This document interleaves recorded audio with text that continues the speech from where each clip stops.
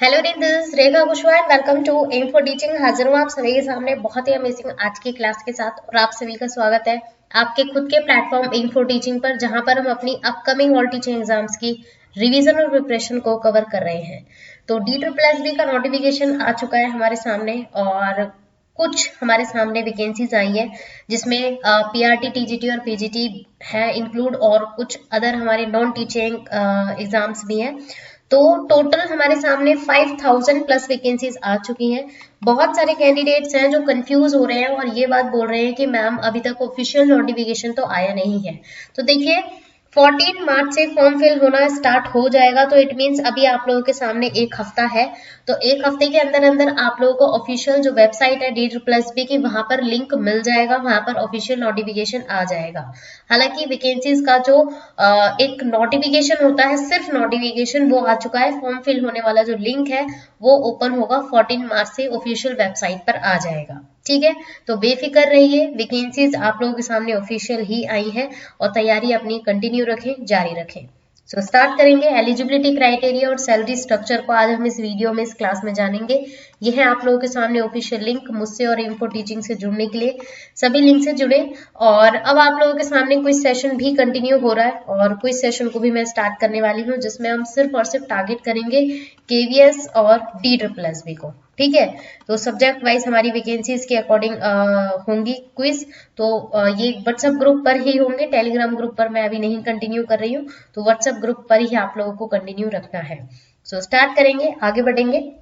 Vacancies आ चुकी हैं और ये हमारी कुछ न्यू वैकेंसीज हैं और न्यू प्लस ओल्ड, मतलब दो वैकेंसीज का पूरा सिलसिला जारी हुआ है और ये हमारी टोटल 5000 वैकेंसीज है। 5000 प्लस वैकेंसीज है। न्यू वैकेंसीज और ओल्ड वैकेंसीज को एक तरीके से अब कंटिन्यू किया जाएगा, तो सारी डिटेल्स आप लोगों को मिल जाएंगी। ऑलरेडी मैंने प्रीवियस वाली क्लास में सारी डिटेल्स दे दी हैं जो हमारी वैकेंसीज से रिलेटेड है। फॉर्म फिल होना आप लोगों का 15 मार्च से स्टार्ट हो जाएगा और 14 अप्रैल लास्ट डेट रहेगी, इस बात को भी ध्यान में रखेंगे। और 13 से 14 मार्च को आपको पूरा एक नोटिफिकेशन ऑफिशियली नजर आ जाएगा, इस बात के लिए बेफिक्र रहे। ठीक है, सो स्टार्ट करेंगे, आगे बढ़ेंगे।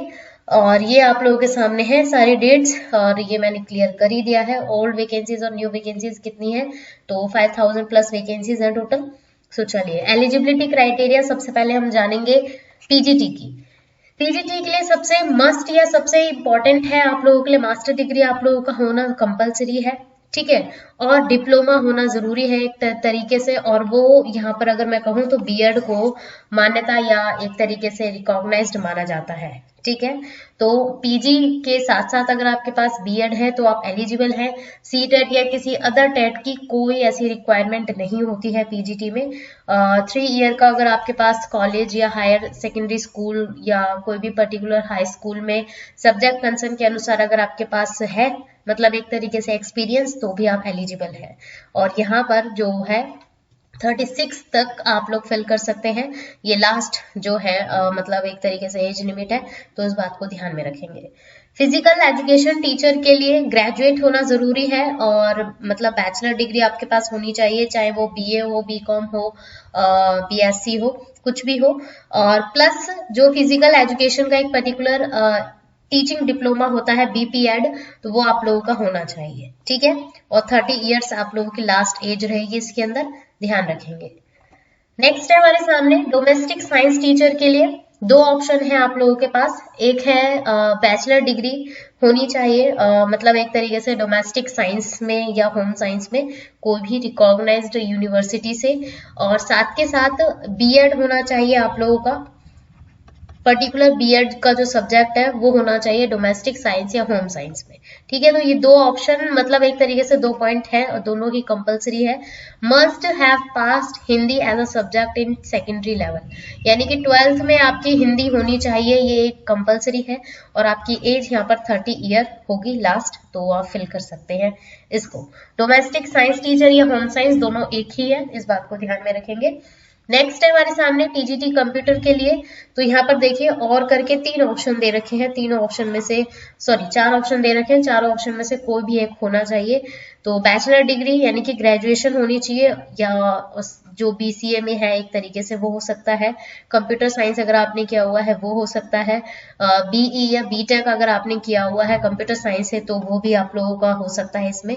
Graduation any subject and A level course for DOEA CC, ये पर्टिकुलर अगर आपने कंप्यूटर लेवल का एक कोर्स ले रखा है या कोर्स किया हुआ है तो भी आप एलिजिबल हैं, और आपकी जो लास्ट एज रहेगी इसमें 30 ईयर रहेगी। देन है हमारे सामने लाइब्रेरियन के लिए। देखिए लाइब्रेरियन के लिए ये पूरा एक है, इसमें ऑप्शन नहीं दे रखा है। Degree from a recognised university of equivalent, ठीक है, आपके पास डिग्री होनी चाहिए नंबर 1 पर, ठीक है। सेकंड है बैचलर डिग्री और equivalent diploma in library science from a recognised university. तो देखिए डिग्री का मतलब क्या है, ये एक तरीके से आपका जो ग्रेजुएशन लेवल है ना वो लाइब्रेरियन के तौर पर ही होना चाहिए, कि आपने लाइब्रेरियन के अनुसार ही ग्रेजुएशन की हुई है, वो आप लोगों का होना चाहिए, ठीक है। और डिप्लोमा भी आपका पर्टिकुलर लाइब्रेरियन का ही होगा, ये बात याद रखेंगे। थर्ड जो पॉइंट है एक्सपीरियंस ऑफ 2 ईयर्स, अगर आपके पास एक्सपीरियंस है, और 1 year certificate in computer application, अगर कोई भी कंप्यूटर कोर्स आपने किया हुआ है और रिकॉग्नाइज्ड इंस्टीट्यूट या मतलब कोई भी ऐसी यूनिवर्सिटी से या पर्टिकुलर किसी बेस्ट इंस्टीट्यूट से किया हुआ है तो भी आप इसमें एलिजिबल हैं। तो ये 3 पॉइंट यहाँ पर मेन माने जाएंगे, ये तीनों होने ही चाहिए। 30 ईयर आपकी लास्ट एज रहेगी, 30 ईयर्स। TGT स्पेशल टीचर के लिए देखिए 2 ऑप्शन यहाँ पर दे रखे हैं। पहला है ग्रेजुएट प्लस B.Ed आपका स्पेशल एजुकेशन में होना चाहिए, B.Ed with 2 years diploma in special education में होना चाहिए। Post graduate professional diploma in special education, मतलब ग्रेजुएशन तो होनी ही चाहिए, साथ के साथ जो B.Ed आपने की हुई होगी वो स्पेशल एजुकेशन के अनुसार होनी चाहिए। नॉर्मल B.Ed जो करते हैं हम वो नहीं, स्पेशल एजुकेशन जो पर्टिकुलर डिप्लोमा होता है उसके अंडर आपकी B.Ed होनी चाहिए। दूसरा जो ऑप्शन है वो ये है कि any other equivalent qualification approved by rehabilitation council of India, ठीक है। जो अदर एक तरीके से क्वालिफिकेशन होती है, जो ग्रेजुएशन होती है वो हो सकती है इसके अंदर, और CTET यहाँ पर एक तरीके से मस्ट है। तो अगर आप ये दोनों या इनमें से अगर आप क्वालिफाइड हैं इसके अनुसार तो आप एलिजिबल हैं, 30 ईयर आपकी लास्ट एज रहेगी। TGT में देखिए TGT डीफ एंड डम मतलब जो स्पेशल एजुकेटर है उनके लिए है ये, वो भी हमारी स्पेशल एजुकेटर के अनुसार थी, ठीक है, ये भी हमारी स्पेशल एजुकेटर के अनुसार ही है। इसमें देखिए कम से कम 6 पॉइंट दे रखे हैं, 6 पॉइंट होने चाहिए आप लोगों के पास। B.Ed सबसे पहले तो याद रखेंगे TGT के लिए ग्रेजुएशन मस्ट है और B.Ed मस्ट है, ठीक है। तो B.Ed अगर यहाँ पर ऑप्शन दिया गया है कि डीफ एंड डम स्टूडेंट्स को पढ़ाने के लिए, तो वहां पर जो B.Ed है वो आपका कन्वर्ट होता है किसमें, स्पेशल एजुकेटर में, ठीक है। स्पेशल एजुकेशन में हियर इम्पेयर्ड करके आपने एक पर्टिकुलर कोर्स कर रखा है वो, ठीक है। तो B.Ed यहाँ पर देखिए B.Ed सब में B.Ed दे रखा है। सीनियर डिप्लोमा अगर आपने ले रखा है डीफ एंड डम के लिए वो भी इसमें एलिजिबल माना जाएगा।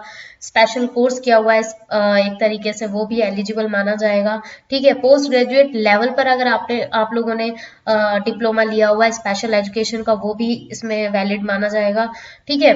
2 ईयर का डिप्लोमा अगर आपने लिया हुआ है special education for hearing impaired from a recognised institute तो ये भी आप लोगों का वैलिड माना जाएगा। तो मतलब ये 6 ऑप्शन है जो होने ही चाहिए। और B.Ed तो एक तरीके से है ही, बट वो स्पेशली एजुकेटर के अंडर आएगी, ठीक है। 30 इयर्स आप लोगों की इसमें लास्ट एज रहेगी, इस बात को भी ध्यान में रखेंगे। देन है हमारे सामने स्पेशल एजुकेटर जो PRT लेवल पर है, और ये नॉर्मल PRT की वैकेंसीज नहीं है, स्पेशल एजुकेटर की वैकेंसीज है। PRT की वैकेंसीज अपकमिंग आ जाएंगी, इस बात को ध्यान में रखेंगे, वेट करें उसके लिए। सीनियर सेकेंडरी यानी कि 12th क्लास आप लोगों की होनी चाहिए, कंपलसरी है, और 2 ईयर का डिप्लोमा होना चाहिए, और वो भी किस में होना चाहिए, स्पेशल एजुकेशन में, क्योंकि ये स्पेशल एजुकेटर के लिए है, ठीक है। 2 ईयर का डिप्लोमा हो गया, और यहाँ पर आप लोग देख सकते हैं ये सारी एक तरीके से डिसेबिलिटी कैटेगरी के अंदर आप लोगों का डिप्लोमा होना चाहिए, और CTET आप लोगों का कंपलसरी होना चाहिए, CTET पेपर 1, जो एक तरीके से है। और प्रीवियस वाली जो टीजीटी थी इसके अंदर पेपर 2 हमारा कंपलसरी रहेगा। ठीक है, यहाँ पर पेपर 2 और यहाँ पर पेपर 1। ठीक है, तो इस चीज को ध्यान रखेंगे। और लास्ट एज आप लोगों की 30 इयर्स रहेगी पीआरटी में भी। तो ये आप लोगों का एज का पूरा क्राइटेरिया है। क्राइटेरिया हो गया, एलिजिबिलिटी क्राइटेरिया हो गया, दोनों चीजें क्लियर हो गई हैं। अगर आप लोगों को ऐसा लगता है कोई डाउट है तो आप लोग कमेंट सेक्शन में पूछ सकते हैं। बाकी देख सकते हैं सैलरी मैं बता देती हूँ। सैलरी आप लोग देखिए, ये आप लोगों का टोटल आप लोग यहाँ पर कर लीजिएगा। टोटल आप लोगों को इतना मिलेगा, ये टोटल करके आप लोग निकाल लीजिएगा, पूरा फाइंड कीजिएगा। ठीक है, मतलब ये एक तरीके से ये हमारा टोटल नेट अमाउंट जो होता है वो इसी के अंदर आता है। ठीक है, तो ये नेट अमाउंट आप लोग यहाँ से अपना निकाल लेंगे। ये नेट अमाउंट यहाँ पर दे रखा है। फिजिकल एजुकेशन टीचर है, स्पेशल एजुकेशन टीचर है, ड्राइंग टीचर, डोमेस्टिक यानी कि home science teacher, educational and vocational guidance counsellor के लिए है, लाइब्रेरियन के लिए है। लाइब्रेरियन दोनों ही कैटेगरी के लिए है, ये दोनों ही कैटेगरी की सैलरी है, तो वो आप लोग देख सकते हैं। नेट अमाउंट यहाँ पर आप लोग निकाल लीजिएगा टोटल करके, तो ये पता चल ही जाएगा आप लोगों को। ठीक है, नेक्स्ट देखिए, जो एक्चुअल में सैलरी मतलब पीआरटी, टीजीटी और पीजीटी की है, जिसके अंदर असिस्टेंट नर्सरी यानी कि एनटीटी की भी यहाँ पर मैंने इंक्लूड की है। तो नेट अमाउंट यहाँ पर देखिए ऑलरेडी मैंने ऐड करके यहाँ पर शो किया हुआ है, तो आप लोग देख सकते हैं। ये टोटल अमाउंट आपको इतनी सैलरी मिलेगी। नेट अमाउंट की जो सैलरी है वो आप लोगों को इतनी मिलेगी। टीजीटी में 49,988 है, पीजीटी में 52,938 है, पीआरटी में 39,420 है, और असिस्टेंट टीचर नर्सरी के लिए 46,000 है। तो सैलरी अच्छा है, बट नेगेटिव मार्किंग है, तो इसलिए कोशिश करें अपनी जोरों शोरों से तैयारी स्टार्ट कर दें अभी से। और बुक के लिए मैं आगे क्लास लूंगी, वीडियो बनाऊंगी, वहां से आप लोग बुक अपनी कंटिन्यू रख सकते हैं। सो थर्ड क्लास में मिलते हैं। थर्ड क्लास आप लोगों की या तो आज 9:30 बजे मैं कंटिन्यू कर दूंगी या कल होगी, तो वो आप लोगों को मेंशन कर दूंगी। लाइव क्लास का आप लोग भाई कमेंट सेक्शन में मुझे बता दीजिए टाइमिंग क्या आप लोग सुटेबल रखेंगे उसके लिए। 9:30 बजे मैं तो सोच रही हूँ इवनिंग में डेली, तो बट अभी इसको मैं कंटिन्यू करूंगी फिर 11 मार्च से। ठीक है, ये बैच हमारा फिर कंटिन्यू होगा। अभी तो फिलहाल इसका मैंने कुछ सोचा नहीं है, ऑफलाइन ही ले रही हूँ मैं क्लास। सो न्यू सिलेबस और एग्जाम पैटर्न नेक्स्ट क्लास में हम डिस्कस करेंगे। So keep learning, thanks for watching. और अपना अगर आप लोगों ने लाइक हिट नहीं दिया है और सब्सक्राइब नहीं किया है तो कर दें, ताकि एक पॉजिटिव फीडबैक एंड सपोर्ट आप लोगों का मुझे मिले और मैं यूं ही आप लोगों के सामने क्लासेस लेकर आती रहूं। So give your positive feedback and support and like hit and do comment also. Thank you all.